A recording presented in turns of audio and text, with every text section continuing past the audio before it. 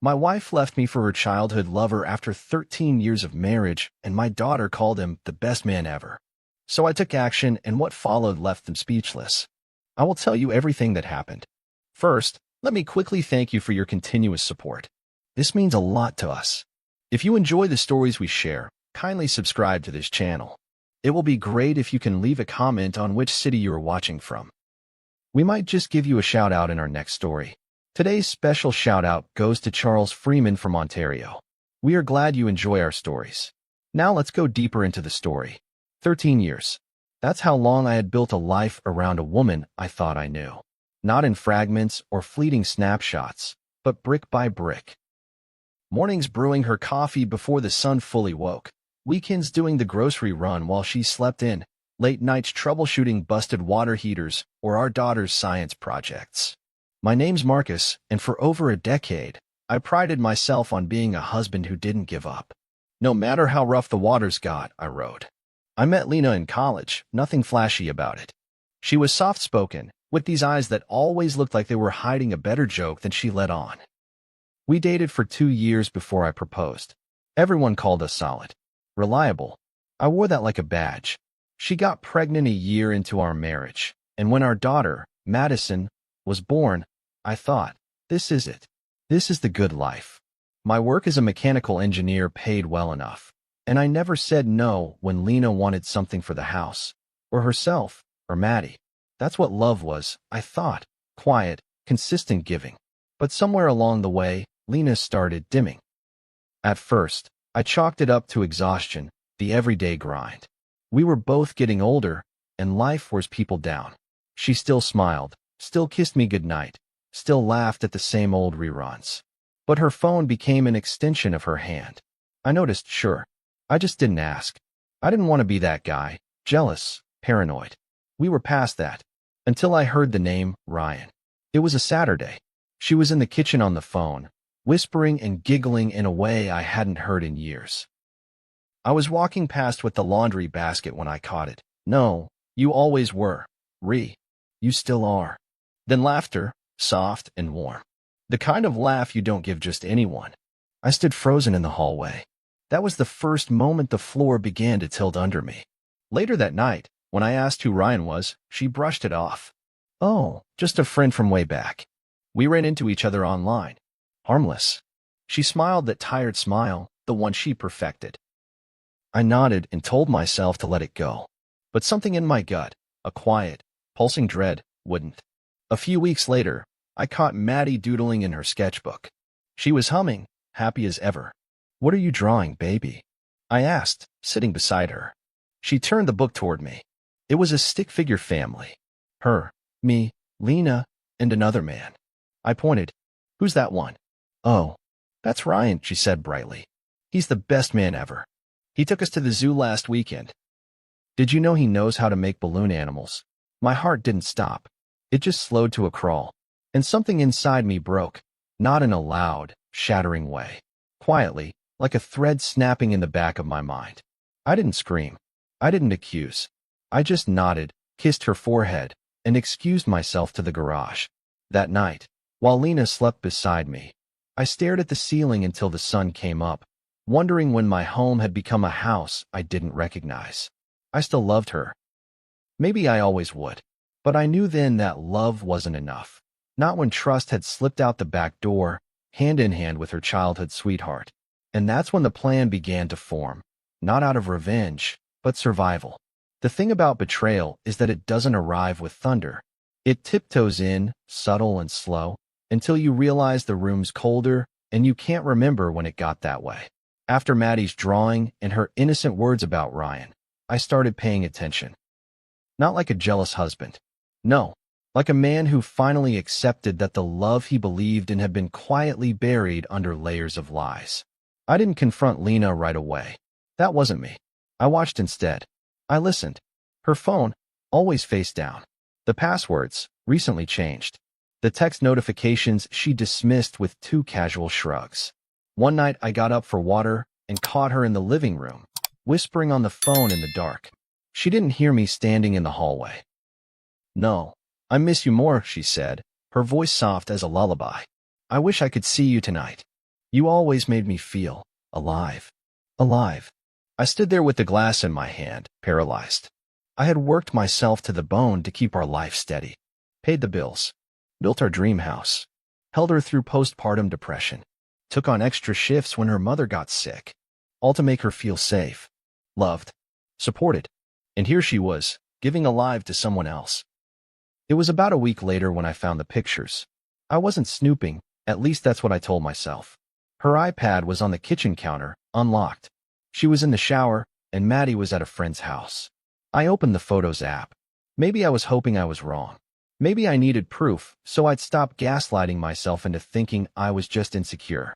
The album was named Sundays. Innocent enough. Inside were photos of her and Ryan. Beach walks. A hotel room mirror selfie of them kissing. A shot of the three of them, her, Ryan, and Maddie at the zoo. The one Maddie had drawn. The one I hadn't been invited to. I remember setting the iPad down as carefully as if it were made of glass. I didn't cry. I didn't even feel rage. Just a numbness so deep it felt like sleepwalking.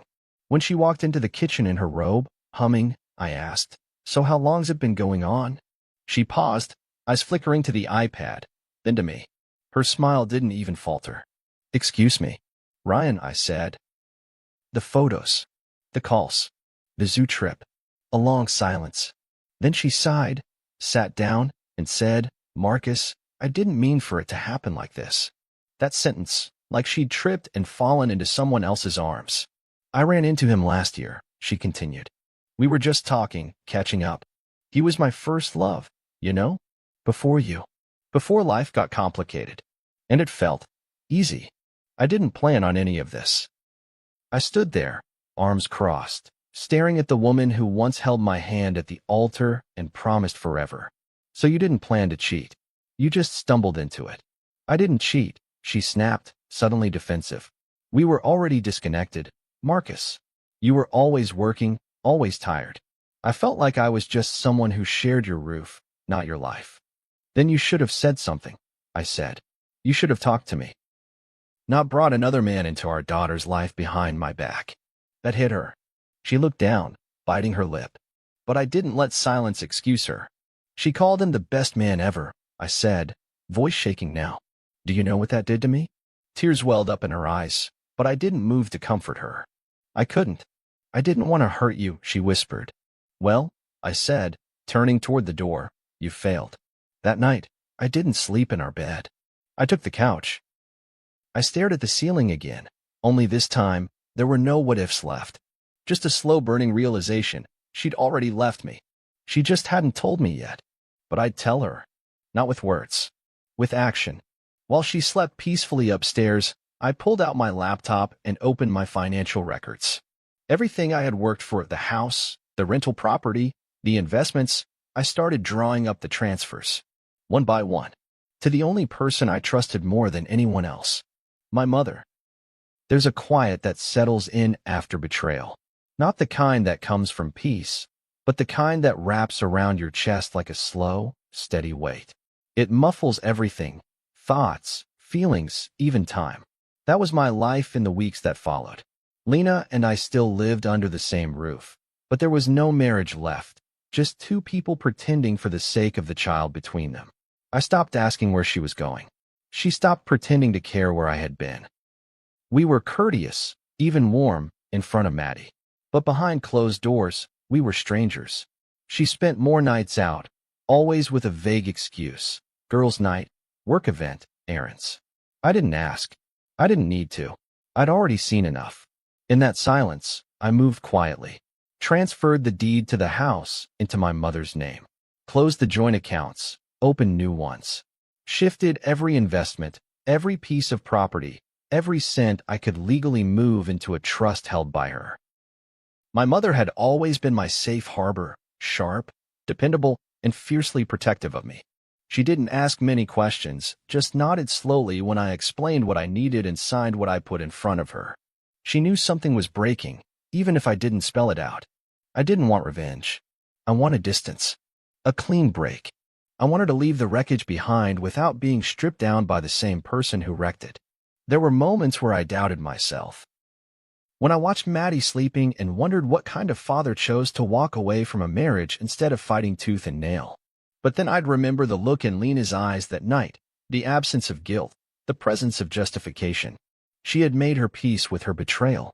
That made it easier for me to make peace with my escape. Dad, why don't you and Mommy hug anymore? Maddie asked one morning over pancakes. I froze, spatula midair. What do you mean? You used to hug her in the kitchen and kiss her forehead. You don't anymore. I crouched down beside her chair. Some things change, sweetheart. Grown-ups go through things that aren't easy to explain.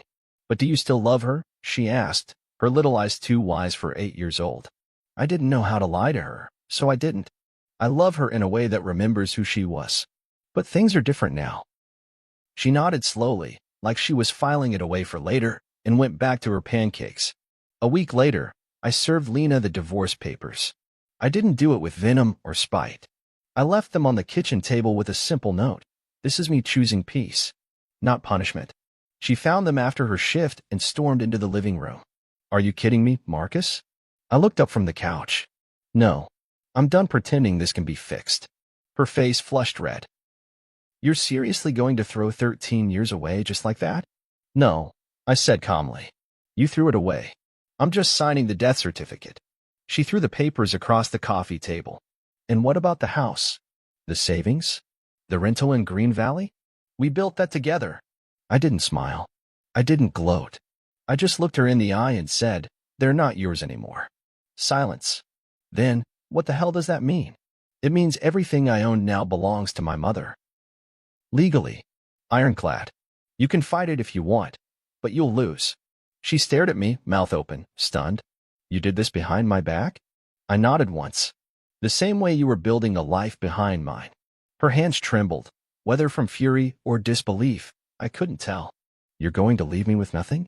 I'm going to leave you with what you chose him. She didn't say anything else. Just walked upstairs slowly, like she'd suddenly aged a decade. That night, I slept better than I had in months. Some people say the courtroom is where justice lives. I disagree. It's a battlefield. Cold, calculated, and drenched in performance. And Lena, well, she came dressed for war. It started with a summons. I knew she'd fight back. Pride wouldn't let her walk away quietly. Her lawyer claimed I had acted maliciously and fraudulently by transferring assets to my mother. She wanted the house, half the savings, even a piece of the rental property that she never lifted a finger for. Her narrative? That I blindsided her, abandoned her, and stripped her of what she rightfully helped build. I wasn't angry. I was tired. Tired of being the villain in a story where she'd been the one writing plot twists behind my back. My lawyer, a sharp, no-nonsense woman named Dina, said we had nothing to worry about. You acted within your rights. You didn't hide assets. You simply gifted them before filing. Let her scream. Screaming doesn't rewrite contracts. Still, it's strange, watching someone you once loved try to tear you down in public. Lena took the stand, all soft eyes and trembling voice. She told the judge I had grown cold and emotionally abusive, that she had tried to hold the family together while I distanced myself. I watched her cry, saw the courtroom lean toward her pain, but none of it lined up. No records, no bruises, no emails, just tears and drama. Then it was my turn. I didn't cry. I didn't raise my voice. I told the truth. How I worked 2 jobs while she stayed home. How I paid her mother's medical bills when insurance refused. How I funded her online business idea, something she abandoned 6 months in. I talked about the iPad, the photos, Maddie's drawings. I told them everything, without a single ounce of bitterness. Did you ever threaten your wife financially? The opposing counsel asked me. No, I answered, but I did protect what I built. Because I saw what she was willing to give it to. My mother took the stand too, polished, poised, and with perfect memory.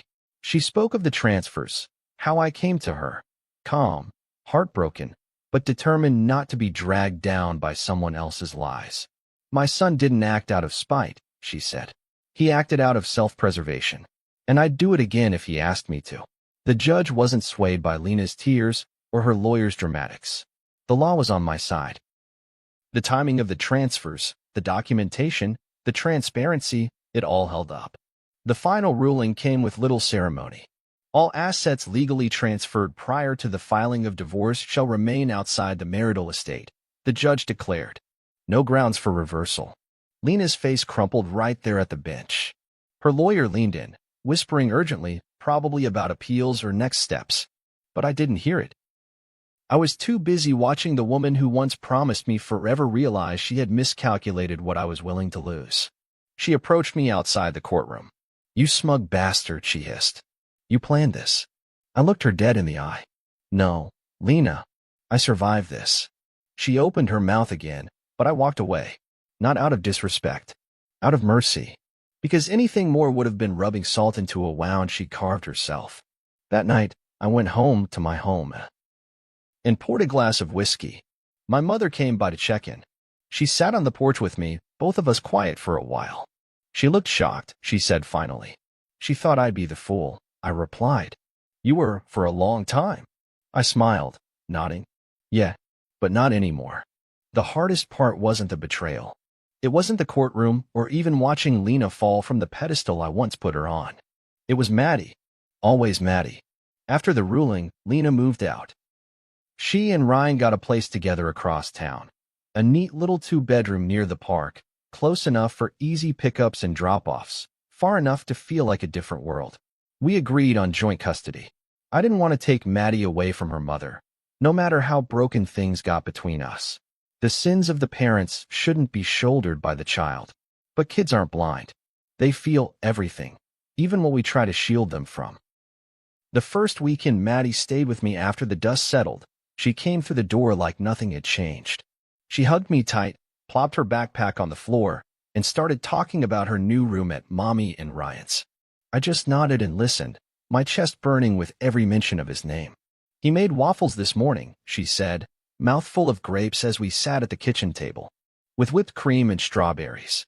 He even put little smiley faces on them. "Sounds fun," I said, trying to keep my voice even. "He says he's going to teach me how to ride a bike without training wheels this summer." I felt something twist in my gut. That had been my plan. I'd bought the helmet months ago, even adjusted the seat on the bike. But apparently, Ryan was already filling in where I'd been pushed out. Then she looked at me, bright-eyed and smiling. "Daddy, Ryan's like the best man ever." I didn't flinch. I didn't blink. But inside, it felt like someone had just driven a nail through my chest. "I'm glad you're having fun with him," I said, even though the words tasted like rust. "You're not mad?"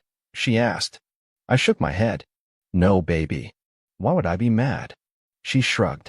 "Mom said you might be. She said you get mad about little things." I paused, breathed, smiled. "Well, your mom's got a different view of things sometimes. But I'm not mad at you. Ever." That night, after she fell asleep on the couch with a blanket half pulled over her, I sat in the kitchen alone, staring at the fridge. Her crayon drawings still clung to it, one from when she was 5, a family of 3 with stick arms and wide smiles. I stared at it until my eyes blurred. Then I pulled it down and tucked it into the drawer beside the silverware. I couldn't throw it away, but I couldn't look at it anymore either. The next day, I asked Maddie if she wanted to go for a drive. We ended up at the park, her favorite one with the swings that went just a little too high. She ran ahead, laughing as her sneakers kicked up gravel. And when she came back to me, cheeks red from wind, I sat her down on the bench. "Maddie," I said gently, "do you know why Mommy and I aren't together anymore?" She nodded slowly. "You don't love each other?" "We stopped being good to each other," I said. "That's different. But it doesn't mean I don't love you. Will you ever live with us again?" I looked away for a second. "No, sweetheart. That chapter's over. But it doesn't mean we're not still family. You'll always be my girl." She leaned into me, quiet for a moment. Then she whispered, "Sometimes I wish things were how they used to be." "Me too," I said. And I meant it. But wishing didn't bring things back. It didn't undo betrayal.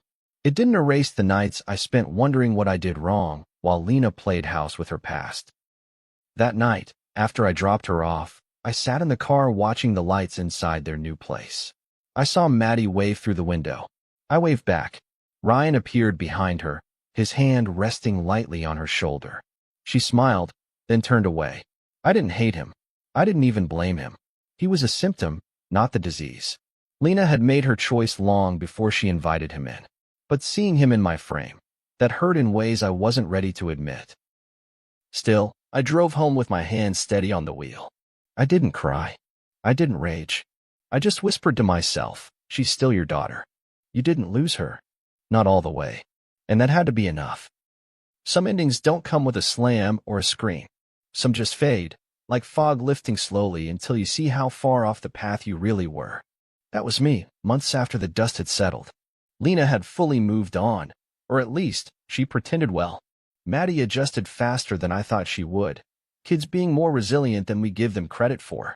And me, I didn't rebuild overnight. I just learned to breathe again. There were mornings where I still reached for the second coffee mug, where I'd catch myself thinking, Lena would like this, then remember she wasn't mine to think about anymore. There were still echoes of her in this house, in the way the hallway light flickered, in the stupid chipped bowl she insisted on keeping, in the quiet. But each day, those echoes grew quieter. I put boundaries in place, not as walls, but as fences. Clear, sturdy, and necessary. I no longer picked up Lena's calls unless it was about Maddie. I stopped asking how she was. Stopped answering questions about my personal life. I didn't need her to know if I was happy or miserable. Her access to that part of me had expired. One afternoon, she showed up unannounced. Maddie was with my mom that weekend, and I was trimming the hedges when I heard her voice behind me. Marcus. I turned, surprised but not rattled. She looked different, more polished, maybe. Or just less familiar. What do you need? I asked, keeping my tone neutral. She stepped closer, holding a small envelope. I wanted to give you this. It's just something I wrote. I've been going to therapy. I took the envelope but didn't open it. She fidgeted. I was wrong, Marcus. About a lot of things. I nodded. I know. I thought Ryan was what I needed. Someone who made me feel alive again. But I didn't see what you were carrying. What you were building for us. I carried it because I believed in it, I said. But belief needs to be mutual. She looked away. I just wanted you to know I'm sorry. And for a brief second, the old ache stirred. Not because I missed her, but because I remembered how much I once did. Thank you, I said. But I've made peace. I hope you do too. She left without pushing, and I watched her go, feeling lighter than I had in a long time. Later that night, I opened the envelope. It was a handwritten letter. No begging. No justification. Just words. Honest, if not late. I folded it back up and placed it in my drawer. Not to revisit, but to mark closure. Maddie and I found a rhythm.